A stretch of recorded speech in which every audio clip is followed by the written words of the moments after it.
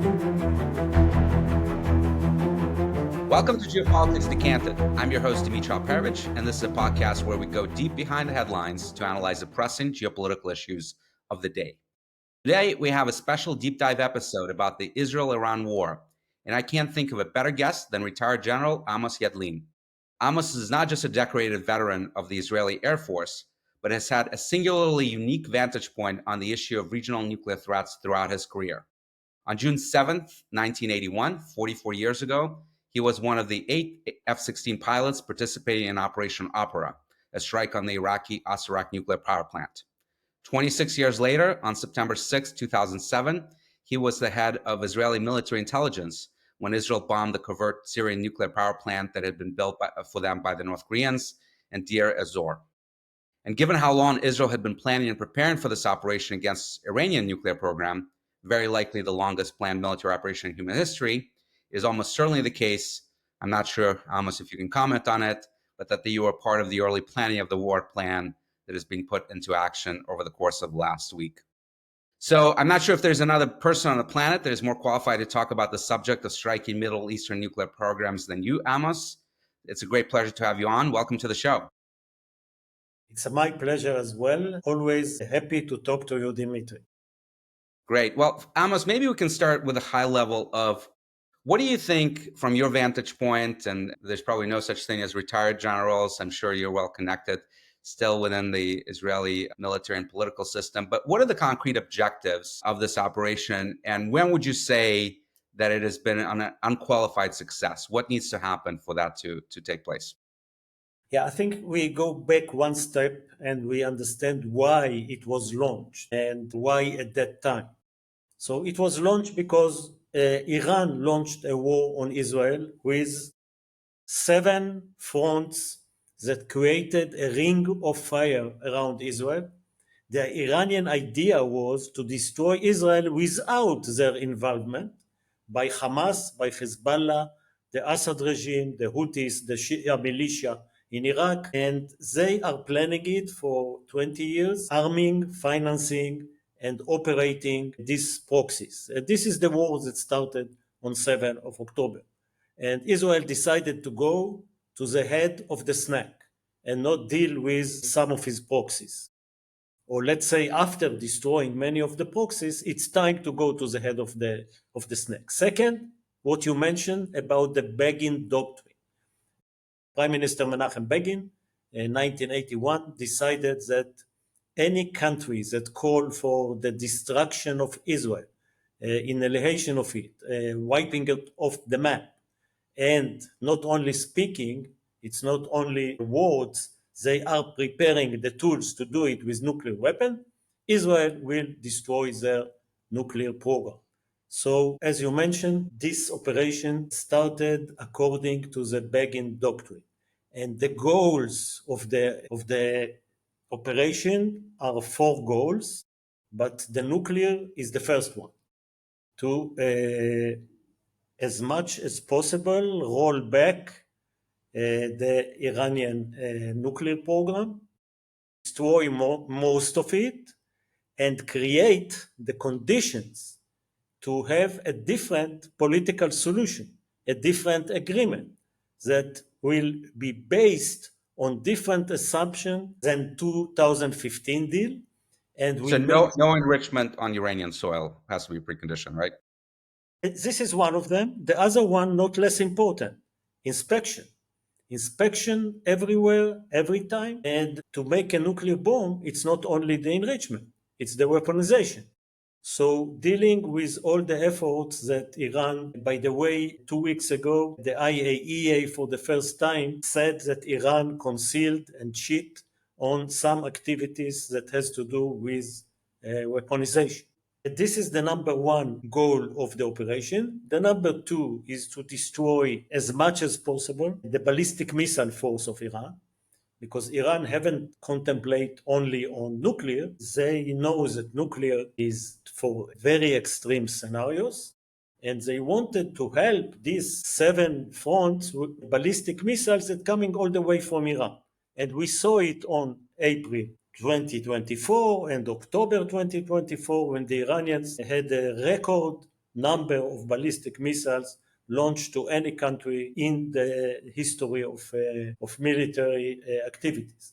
So we know that the Iranians have between 2,000 to 3,000 ballistic missiles, and Israel want to degrade it to the minimum number, and not only the missiles, but the launchers as well. So this is the second goal.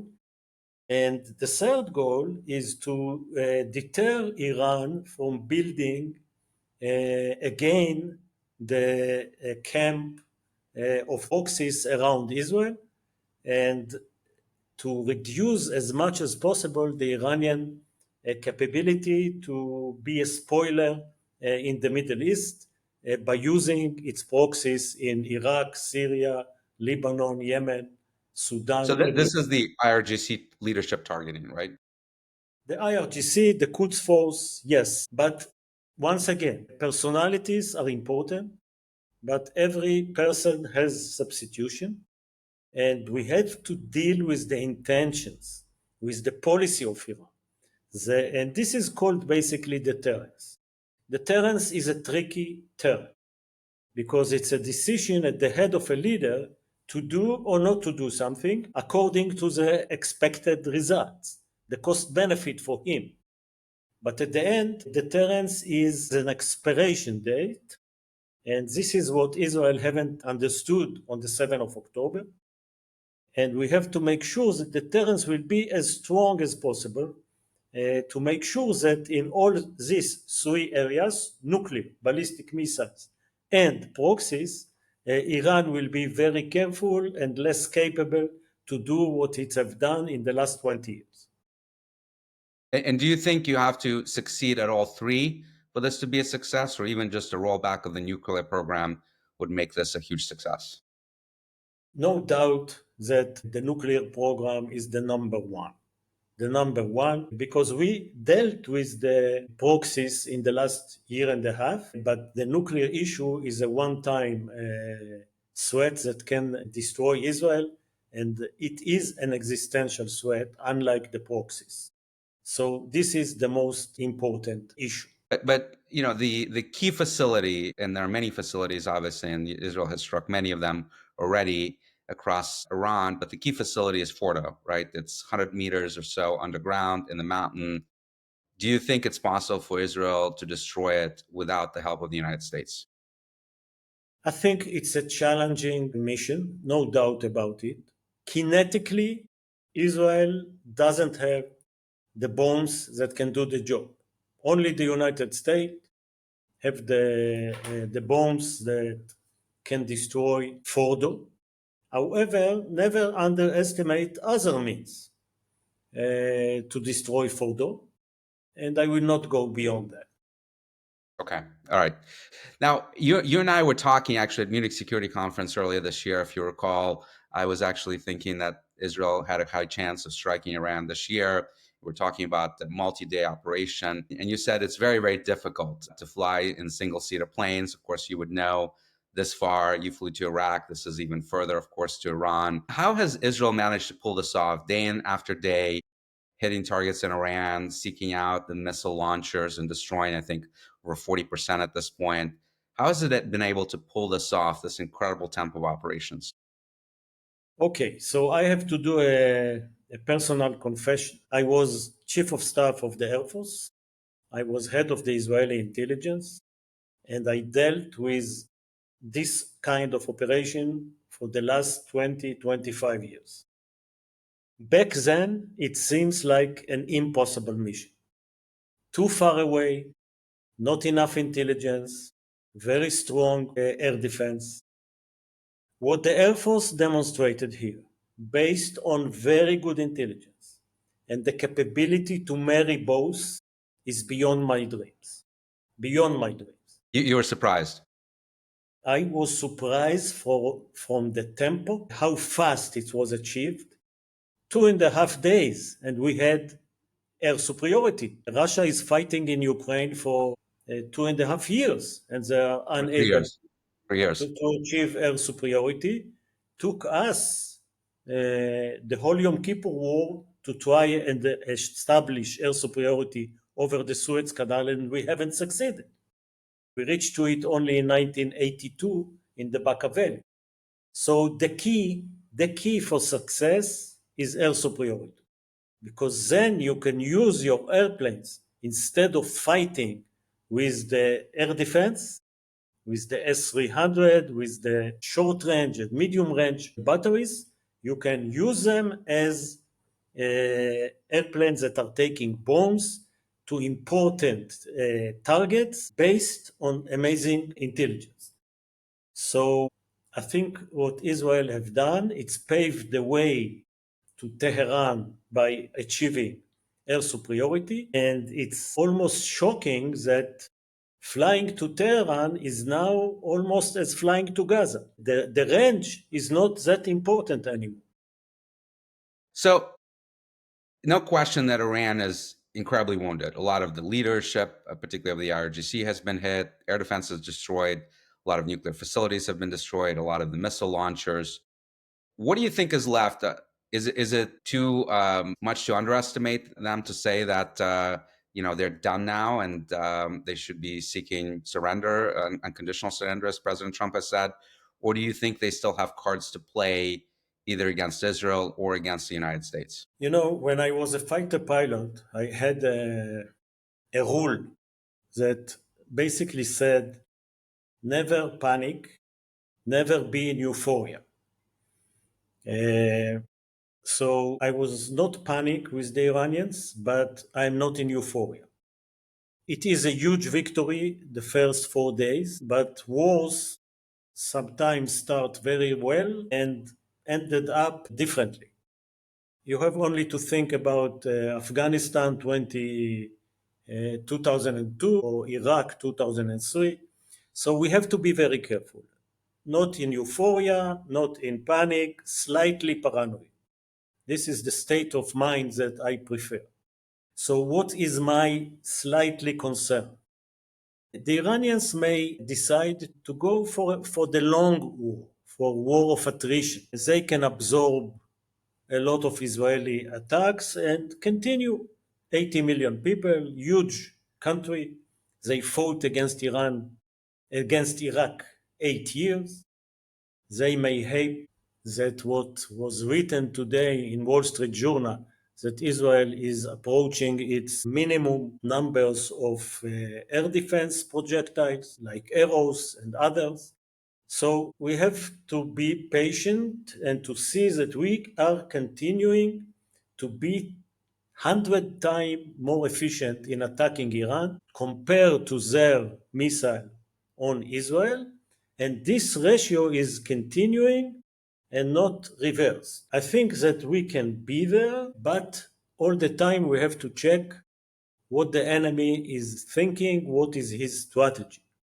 We saw a decline in their launching missile in the last 36 hours.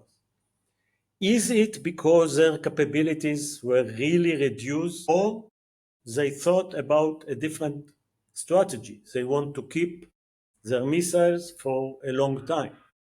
So if I were today in the general staff, I would speak about how much we want to take this war, especially if the Americans are not joining, because a joining of the US will change almost everything. And how I try to end this war when I am in the highest point, which I think will come sooner or later in the coming week. In the coming week, just another week.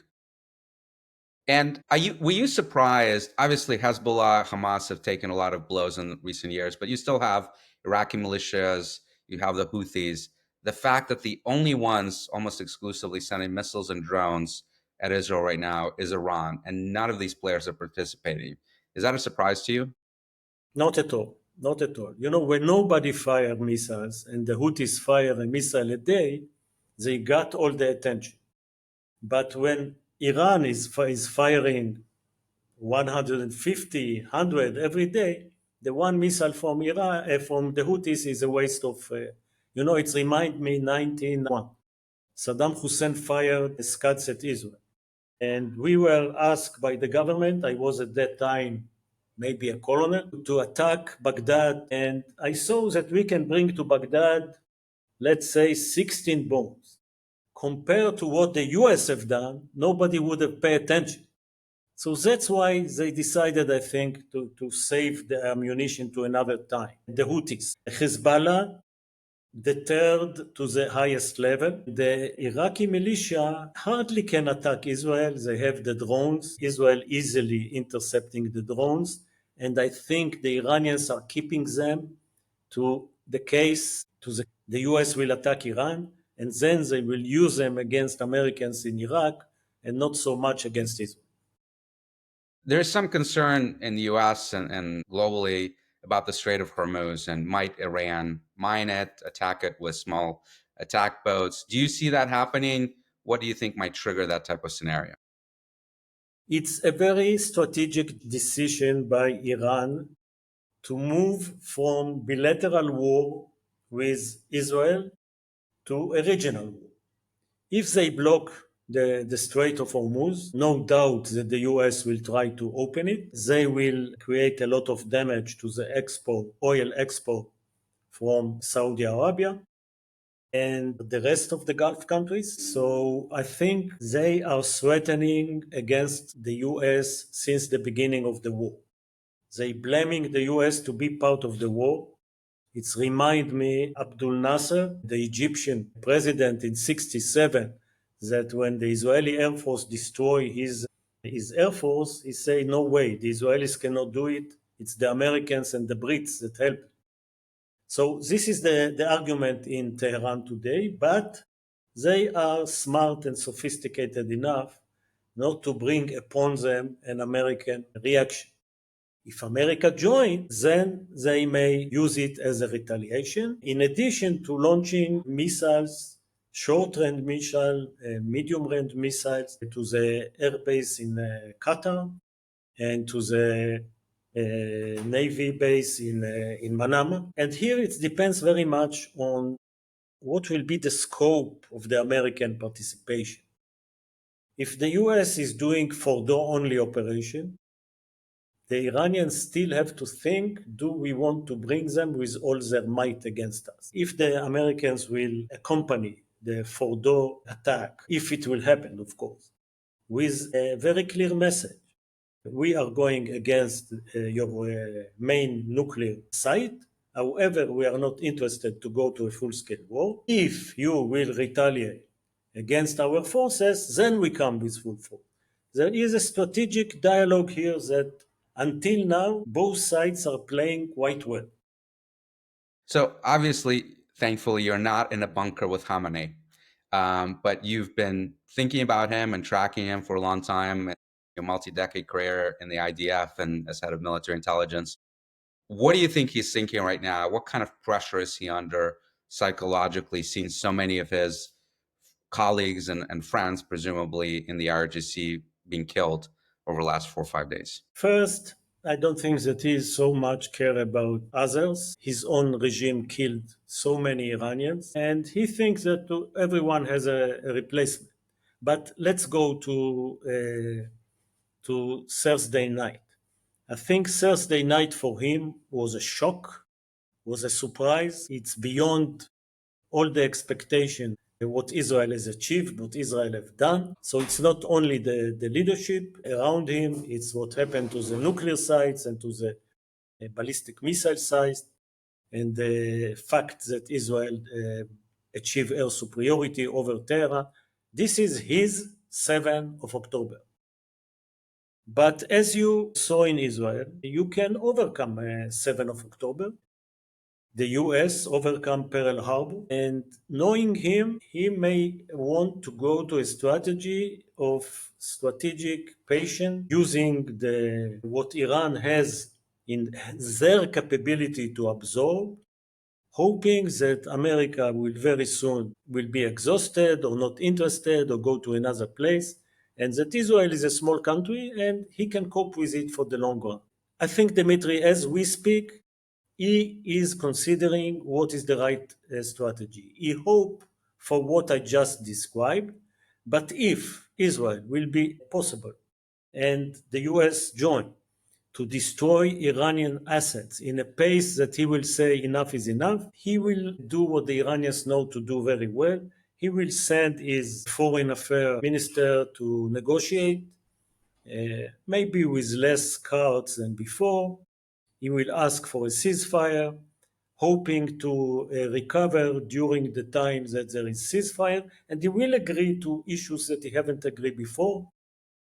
His predecessor used the term, I have no choice, I have to drink the glass of poison, because at that time, Iraq, for the first time, had missiles, ballistic missiles, that reached northern Tehran, and there was a lot of pressure from the elite in Iran to stop. By the way, Israel reached northern Tehran on the second day. It's not after 8 years. So we will have to wait. Yeah. So the prime minister and your defense minister, Katz, allude quite regularly now to regime change options. Just today, there was a statement from the defense minister saying, we have destroyed the Iranian regime's internal security headquarters, the core of the dictator's repressive machinery. How much of that do you think is part of the strategy to actually try to overturn the regime, cause the population to rise, as the prime minister calls them to do? See, Israel was very, very cautious not to put the regime change on the list of the objective of the war. Due to the success, somebody is euphoric. But I wonder, I warn from being euphoric. No, we are not good in making a regime change from the outside, and we are not good in predicting when the regime will change. I think there is three excellent examples. 1988, nobody predicted the collapse of the Soviet Union. 2010, a colleague from Egypt came to visit me, and I asked him about the regime stability. Say, Amos, we are in the best situation we've never been. 7% GDP growth, the Muslim Brotherhood are in jail, the army is loyal, and 3 months later the regime collapsed. And nobody predicted the Assad regime falling. In 2011, defense minister and head of intelligence that succeeded me thought that his day is over in two months. He survived 10 years and then collapsed without anybody under. So we are not good in this business. Let me say one thing. If it will happen, it is the most important result of this war, because Iran is the source of this regime in Iran, not the Iranian people. The Iranian people used to have very good relations with Israel. But this regime is the source of instability in the Middle East. People think that the Palestinian-Israeli issue is the core. No. You cannot solve the Israeli-Palestinian issue as long as Iran spoiling every attempt to solve the Israeli-Palestinian issue and encouraging... Because they are arming the terrorist groups, right? Exactly. And encouraging the terrorists and the extremists on the Palestinian society to go against any agreement. So the best thing that can happen to the Middle East is a regime change in Iran. So let me ask you about the broader Middle East. Maybe we can conclude on that. Assuming that Israel leadership listens to your wise advice and stops at the point where it has achieved its maximum goals that it can achieve, what do you think will be the implications on the region? And maybe we can start with Gaza itself. Do you think that Hamas is more likely to make a deal on the hostages that are still, of course, it's holding in Gaza and holding on to power there? Do you see changes in relationship with other countries like Saudi Arabia, for example, emerging out of this war? Where do you see things going? I think we have a huge opportunity to reshape the Middle East. And the mechanisms that we created in the north, vis-a-vis Hezbollah, that we are based on the fact that Israel has an amazing military success. And then on that, a diplomatic agreement, 1701, with the government of Lebanon. Above it, a side agreement between Israel and the US that Hezbollah will not be allowed to rebuild its force And if they will do it and the Lebanese government is not doing anything about it, the IDF is allowed to attack. And this is what's happening as we speak, hundreds of times. So we can take this model to Iran and to Gaza. So let's say in Iran, the war is over. There is an agreement between the US and Iran. If Iran breach the agreement and go back to build a military nuclear or nuclear beyond the limitation in the agreement, Israel and America in this case has the right to go back and attack it. And the same to Gaza. And here I call to my prime minister, put on the table the end of the war. Bring back all the hostages in one delivery. Don't wait.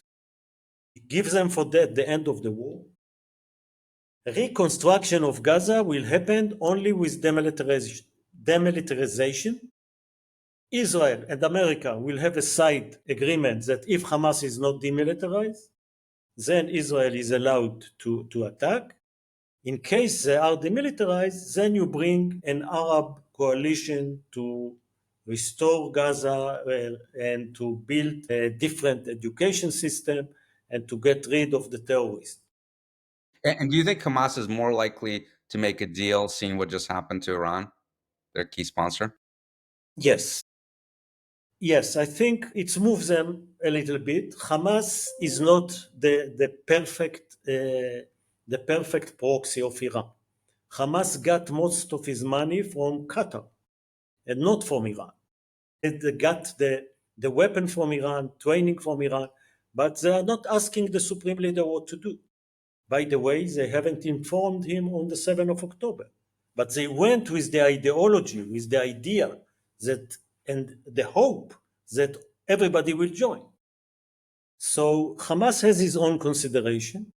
They want very much the end of the war. Prime Minister Netanyahu haven't agreed to it. I think this is a huge opportunity when Iran is weaker, when Hezbollah was defeated, when Hamas basically defeated, even though not to the last terrorist, but they cannot do the 7th of October again. And they are living in a place that basically destroyed. And it is time to end the war. It's a huge opportunity to then to move forward on what you mentioned, the Abraham Accord, both with the Saudis that put the end of the war in Gaza as a condition, and you may be surprised with Syria and Lebanon. We can really bring Syria and Lebanon to be even with the disputed territories that you have with both. You know, when you go to negotiate for peace, for normalization, Israel know how to give up territories, especially if they were not promised to us in the Bible. Well, on that note, Amos, it was so good to see you. Thank you so much for your insights. Be safe. You're in Israel right now. There are missiles that are flying every day. Thank you so much for being on with us. Pleasure to be on your program.